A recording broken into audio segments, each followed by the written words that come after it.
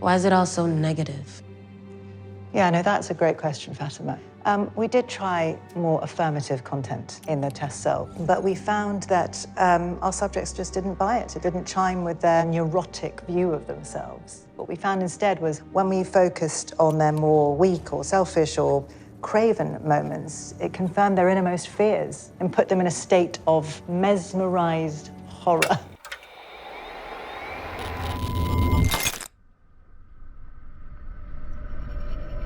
This video's sponsor is Trade Coffee.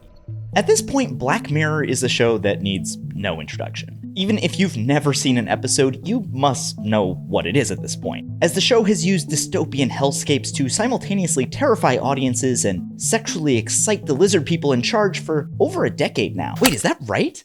A decade? Truly makes me feel like I've been scrolling TikTok and now the sun is rising. Inspired by The Twilight Zone, Black Mirror is a sci-fi anthology series that centers each episode in some version of the future, and at its best, takes timeless human struggles and maps them onto fictional technology. Often that tech is so obviously evil that it makes you wonder who possibly could have thought that this was a good idea. And then it talks back to you just like he would. He is dead! It's software, it mimics him. The answer for who thought this was a good idea is apparently every billionaire, because a lot of the predictions made by Black Mirror have become reality.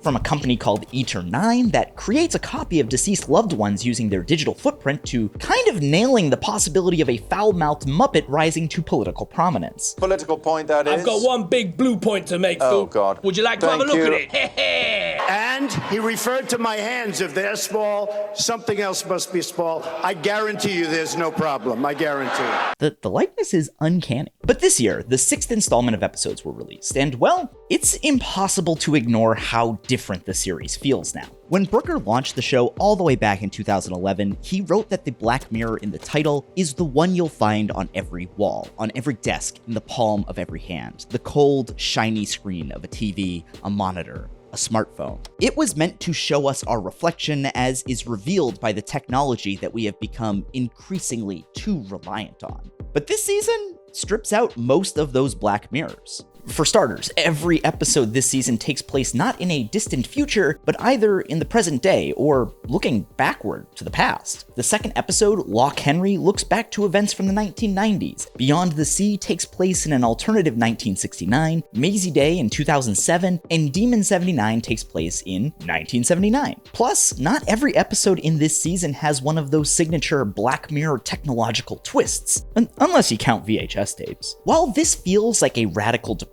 for the show, I don't think it actually is. That's because for all the tech dystopian futures Black Mirror imagines, it's never been just about the future or technology. And this time shifting highlights a different critique that creator Charlie Brooker has always been making, from the very first episode. They want me to have sex with a pig. Live on television this afternoon. That's the national anthem, the pilot episode of the entire show, and it isn't focused on some dark future. It takes place in the present, with the Prime Minister of the UK exhorted into having sex with a pig on live television in order to save the princess from a hostage situation. There's no futuristic tech in this episode, minus some truly trailblazing VFX in the field of pornography. Instead, the episode is about how we'll watch whatever's on TV, even if it's horrific. This is an official announcement. In a few minutes, the Prime Minister will perform an indecent act on your screen. This is in accordance with... That's because at its core, Black Mirror is not about predicting the future or even depicting it, but instead about using tech allegories to tell a story about the media. When you think about it, most of the technology that Black Mirror introduces is implemented in the visual media landscape. Augmented reality is used in video games and for censorship. Viral social media movements lead to blackmail and death. Sentient computer programs are used to relive old TV shows and enhance dating apps. And neural links finally promise some truly immersive porn. The polar bear. Boy, what will they think of next? Season 6 might not be a collection of far-reaching future stories about technology, but like every episode that came before, they are about how the media can frame our understanding of the world, how media molds the world in its image, and grappling with Black Mirror's place in all of that. But why did Black Mirror make this so much more explicit now? And what does the show have to say with that lens in mind? I'm definitely going to be spoiling stuff, so don't get mad at me in the comments. Or do. I really don't care. Any engagement is good engagement, right? Come on. Black Mirror is the brainchild of British satirist and critic Charlie Brooker, who writes nearly every episode. And this is hardly Brooker's first foray into media criticism. His show Screen Wipe started in 2006 and still puts out kind of yearly episodes. It's kind of a mix between The Soup and Last Week Tonight. We're already getting so bored of extreme weather stories, the news has to give them snappy names just so we'll pay attention. It is Snowmageddon. Snowmageddon. Weather bomb. Snow emergency. Snowpocalypse. On Snowpocalypse Monday. What next? Serial chiller? Catastrophes? ISIS? Charlie Brooker, he's just like your favorite pseudo-intellectual stoner making video essays on YouTube. Wait. Black Mirror is written by one stoned British dude who just says things like, what if your mum ran on batteries? And that's not a million miles away from the truth. But don't be fooled by Brooker's very British self-deprecation. His work has always been filled with sharp commentaries about how media works. In 2008, he wrote a show called Dead Set, which took the fast zombie craze of the 2000s and placed it inside the set of Big Brother, drawing a clear metaphor between the mindless consumption of both zombies and of reality TV. Why did they keep coming towards the house like that? Some kind of primitive intuition, maybe. I mean, don't forget, this place used to be like a church. In 2011, he launched a show called How TV Ruined Your Life, which was basically just a series of well-produced video essays about how mass media amplifies and warps things like fear, aspiration, and progress. Television can certainly condition you to be frightened of all sorts of things. For example, dark city streets. Most of the dark city streets you see are on television.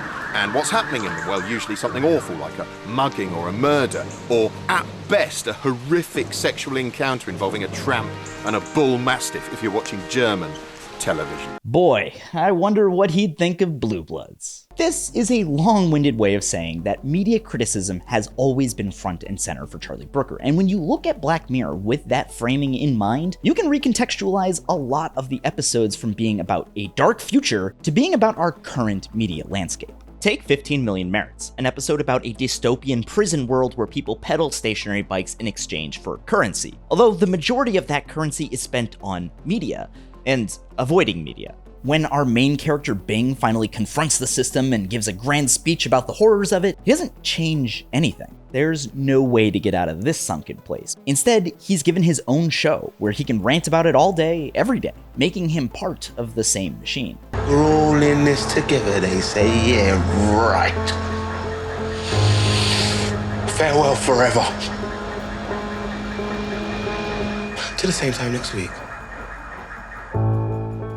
While there is a lot of futuristic tech in this episode, including what I assume is the next stage of YouTube advertisements when they can tell when your eyes are closed, Resume viewing. the episode isn't really about how technology allows us to indulge in our darkest human desires. It's about how media can co-opt revolutionary messages and commercialize them. It's like when you see Che Guevara t-shirts at Urban Outfitters. He probably wouldn't have been down with a massive corporation making money off his image as an anti-capitalist. Or maybe he would have, I don't know. Che Guevara. If only you knew what this place stood for. His great-grandfather was Domingo Halliburton. White Bear is another episode that introduces incredible memory wiping technology, which is implemented into an amusement park, where people torment a convicted child murderer for their own entertainment. We're at the climax of our day. Take as many photographs as you want, take as many photographs as you can, but most importantly, what I need from you is to shout and scream and let that bitch know that yous are right here. It's a little bit about how we would use technology to find creative new ways to hurt people, but it's more about how we enjoy watching pain in our entertainment. It's kind of like how MILF Manor psychologically tormented a member of its cast by revealing on TV that his mom had f***ed his best friend. You know, for our amusement. This one hits deep. This one I did not see coming at all, honestly. My mom, she really dropped one on me that, you know, it's just like, I don't even want to know something like that. I feel like she should have took that to her grave or something. Are you having fun? I'm having fun. TLC. What will they think of next? The USS Callister is an episode that recycles a favorite Black Mirror technology, sentient computer programs, but uses that in order to tell a story that grapples with fandoms of old media. In this case, Star Trek, or Space Fleet. You think that I'm playing along with your Space Force bullshit? Space Fleet. Rachel, Jack, and Ashley 2, better known as the Miley Cyrus episode, uses a similar plot device to interrogate the ways in which we control and treat media members, stripping them of their humanity in our quest to entertain ourselves. Basically, like a less hacky version of The Idol. That's actually the creative center. Whole lot of activity here. We only need 10 songs. One album, that's it. And I think that season 6 fits very neatly into this larger thematic narrative. The first episode, Joan is Awful, depicts a series from Netflix, Streamberry, that uses mass surveillance data to create a real-time TV show out of Joan's life, mapping any actor onto any character using advanced CGI technology. I mean, look at me. Michael Cera licensed his face, just like Annie Murphy licensed her face to play Joan on level 1, and Salma Hayek licensed her face to play Joan on level 2. There is certainly futuristic tech in this episode, but that's not the point. More just a device to explore a deeper idea about who has a right to ownership over their own likeness, face, and life story. How much are they paying you? Oh, nothing. Lock Henry, the second episode, makes this larger point about the media even clearer as it contains no futuristic technology at all. How come you're using this old thing? The police forensic shot on tape at them. Plus, old tech, cool, analog horror atmosphere. Instead, it's a story about two film students making a true crime documentary using archived footage. By leaving out black mirrors of any kind, the episode is able to focus its audience specifically on a story about the ethics of true crime and this industry that we've created where we turn trauma into content. Are you the Lock Henry guy?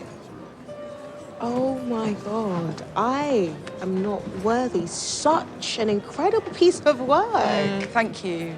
Like the best episodes of Black Mirror, it's a critique about society that doesn't require technology or science fiction, because it's talking about underlying structures. In Maisie Day, Zazie Beetz plays a paparazzo chasing down the world-famous actress Maisie Day as she retreats from public life with a mental health emergency. Instead of respecting her privacy, the industry demands exploitative photos showing her at rock bottom, even without understanding what rock bottom really means in this case.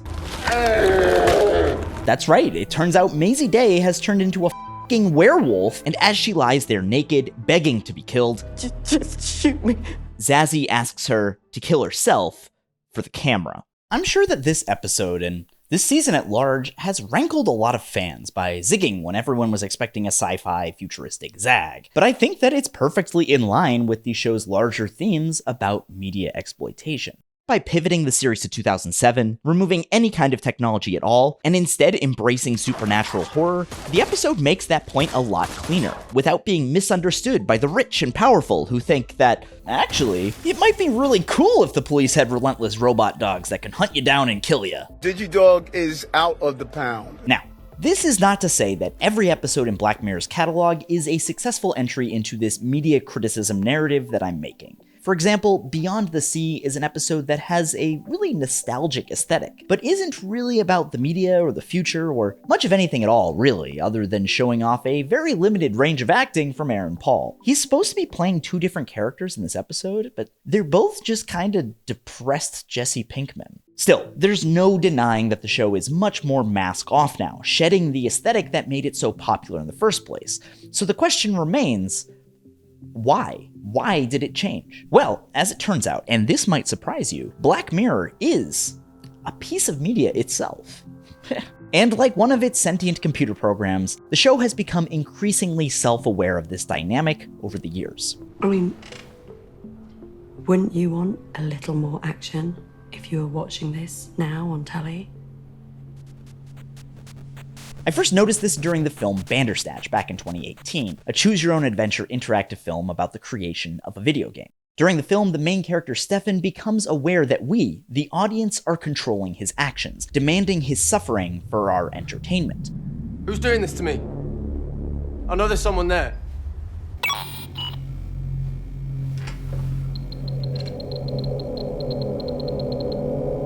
Fucking hell. In some endings of B-Snatch, which is what I call it, the game is adapted into an interactive film about the creation of said video game for Netflix. I know Charlie Brooker wrote a scathing review of it back in 2010, but his actions tell me that he secretly loves Inception. And around the same time Bandersnatch came out, the show started getting more interested in grappling with its place in the media landscape that it critiques. At the start of the series, Black Mirror had a pretty bleak view of humanity. You see, Brooker, as any self-respecting and thus self-hating Brit would, doesn't think too highly of people. Here's how he basically summed it all up in the episode of How TV Ruined Your Life called Progress. Maybe the problem isn't progress, maybe the problem is us. We seem to have a knack for reducing the most incredible inventions to their basest level almost overnight. The internet, the most incredible method of communication ever devised, and we use it for swapping funny photos of cats. Smartphones. With a smartphone, you could browse through the contents of the most incredible art galleries in the world, all in the palm of your hand. Yeah, you could do that, or you could download a novelty app that makes it emit the sound of a farting duck.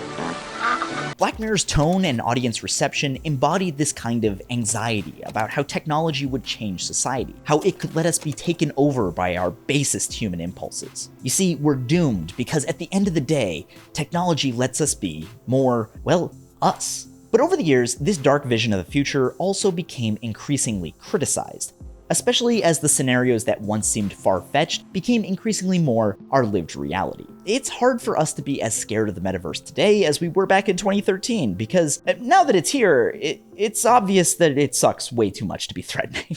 And this dynamic is something that Season 6 seems to be addressing head-on. Why is it all so negative? Yeah, no, that's a great question, Fatima. When we focused on their more weak or selfish or craven moments, it confirmed their innermost fears and put them in a state of mesmerized horror. While that dark criticism can certainly be a powerful framing device, there are two major problems with it. The first is one that Brooker himself pointed out so many years ago. Harping on our fears is a way of distorting reality. Television's slightly hysterical take on the world has a way of colouring your everyday experience, as we'll see throughout this series. It often functions as a magic mirror, providing an endless stream of mesmerising unpleasantness. No wonder all these people are so terrified on the inside. They're not even safe in their own homes as they sit there staring at a machine that warns them worse is to come. The other is that this anxious perspective isn't quite as universal as Brooker might have thought when he started Black Mirror. While I was rewatching the episode USS Callister, I was struck by the way it juxtaposes the bleak outlook of Black Mirror with the iconically aspirational one portrayed in Star Trek. So I called up YouTuber Jessie Gender, the biggest Star Trek expert I know, and asked her about where that disconnect comes from. Like, he has a good understanding of how these systems work, but then he doesn't really get to experience having lived in the marginalized position his entire life, and his perspective being colored by that. Because when you look at a lot of marginalized fiction, it is ultimately very hopeful because it kind of has to be. We have to write fiction that's maybe we can change this, because if not, then it's our lives are just like this. Brooker's perspective on Black Mirror is as someone at the top of the social and class hierarchy. He's a very successful man, and for that segment of the population, technology that offers an upheaval to the status quo can be quite anxiety-inducing. I mean, how many episodes of Black Mirror are just allegories for cancel culture? You've got the national anthem, White Christmas, Shut Up and Dance, Crocodile, Hated in the Nation, and Joan is Awful, off the top of my head. Now, there's nothing wrong with Brooker's perspective. His experience is valid, but it's limited. And I think that you can see this kind of limited sci-fi perspective in a lot of Black Mirror episodes once you're looking for it. Nosedive is an episode that ostensibly has a lot to say about the gig economy and how so many people have their economic fortunes beholden to 5 little digital stars. Yet the people who Lacey meets in that world who would be stand-ins for that critique are either mean to her or are totally unaffected by the social currency system. Checking my feed for danger signs. I get it a lot. 1.4 gotta be an antisocial maniac, right? You seem... normal? Yeah. Thank you.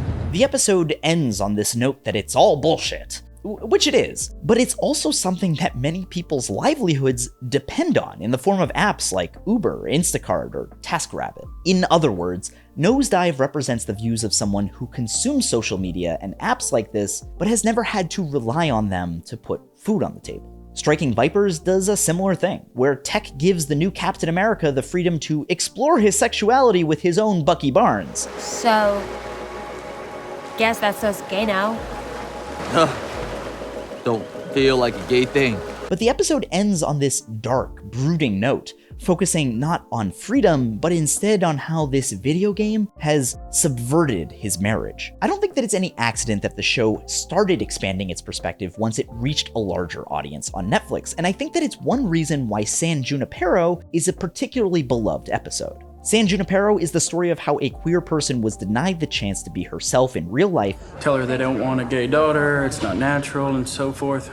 They fight, she gets in her car, runs it off the road, boom. When she was 21? More than 40 years back. It's been her whole lifetime, basically. And then was able to find freedom through technology. It represents a kind of hopeful side of media, how the internet has connected people who otherwise might never have met and given them a sense of belonging and purpose. It's no accident that a story centered around marginalized people is also the most hopeful story the show has to offer. In a much larger way with San Junipero, in the sense that it is a series that is all about bleak and dark endings, but for the two queer people, they get to exist as like the subversion of that. They get to exist as the happy ending. And the episode that centers like queer folks is the one that gets to be sort of happy. And I think that the 6th season of Black Mirror starkly broadens the perspective more than any season before, in a way that directly addresses the legacy of the show. Loch Henry depicts a number of racial microaggressions toward Pia, a young black woman. Oh, he thinks they're going to name it after him someday. Well, I thought they were going to name it after me, so. Yes, well, that would be the smart move, eh? What with fucking diversity and all that. 3 pints on the house, no charge. And then it is her death that is turned into content and earns Davis a BAFTA. Maisie Day is one of the few episodes of Black Mirror that shows economic pressures, explaining why someone we relate to might work in an exploitative media industry just because they need to pay rent. Demon 79, although it includes no media commentary, is an episode about Black Mirror itself, and one that cops to Brooker's perspective. It foregrounds a bleakness about the world, from looming nuclear annihilation to overt racism. We've not got a pot to piss in, so why should we share with them who don't belong? And the rise of right-wing authoritarianism that just so happens to bring about many of the terrible technologies we have seen throughout Black Mirror. The episode's plot, which involves sacrificing human lives to avert the apocalypse, is full of both anxiety and suffering for our entertainment. But the episode ends not with a note of sorrow, but instead one that finds a happy ending for Gop and Nita, two people of color, as they have found themselves together at the end of all things. Into eternal oblivion. Oh no, it's much worse than that. It's with me. I'll give it a go. Black Mirror certainly feels different now than it did when it came out in 2013. It's always been about the media, but not with this level of focus, which I think allows it to make its media critiques much more cleanly, and maybe to stop being so creepy predictive. And its perspective is much wider now, as it's become more self-reflective and thoughtful about its place in media. Personally, I think this gives new life to the series, but even if you don't care for the new direction, I think that it's good for the show to interrogate itself along with other media, because of the institution it is. Black Mirror is a defining piece of 2010s television and dystopian sci-fi, but has largely represented a narrow perspective of technology and the future. By stepping back and focusing on Charlie Brooker's wheelhouse, media criticism, Black Mirror is acknowledging its own place in a much larger conversation about the future and the way media molds our visions of what kinds of futures might be possible. Remember when the future was filled with hope and promise, when TV aired shows like The Jetsons and Star Trek that saw futuristic technology as a pathway to freedom instead of just a newfangled way to sell us stuff we don't need? Yeah, I don't remember it either. So let me introduce you to this video's sponsor and the future of your morning routine, Trade Coffee. Nailed that transition. Trade Coffee is a service that brings you a remarkable selection of over 450 different coffees, dark roasts, espresso, blends, oh my, and delivers them direct to your door. Even if you're brand new to coffee, their matching algorithm ensures that each delivery is tailored to your unique tastes, and they ship the beans out within 48 hours of being roasted, keeping them nice and fresh. With Trade, you can be prepared to fight off our own looming dystopian future.